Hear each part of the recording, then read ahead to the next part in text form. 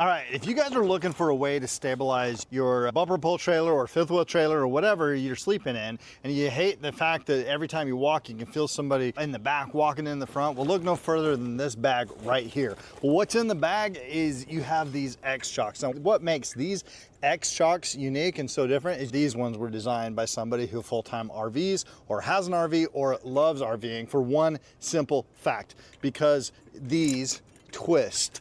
I mean, how cool is that? They twist. I'm tired of having to stick this in here, bring my gun up here, and sometimes you have enough space, sometimes you don't have enough space. And so what quick and easy solution than just to turn these?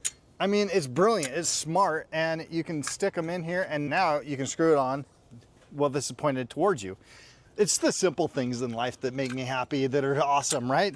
So inside this bag, you're gonna have two of these. They're also gonna give you a manual if you wanna do it manually. I mean, how archaic is that? I don't think anybody does things manually anymore, so they've included a 19mm thing that's gonna just attach to your drill like this. And that's what we're gonna do today. Just simply attach the 19mm drill and away we go.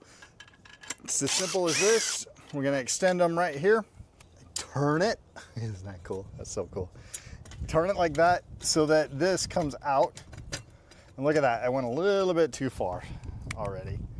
Got a little bit excited there. So I'm gonna bring them in and you put your gun right here. Now this is gonna keep your tires in place. Just like that, you're done.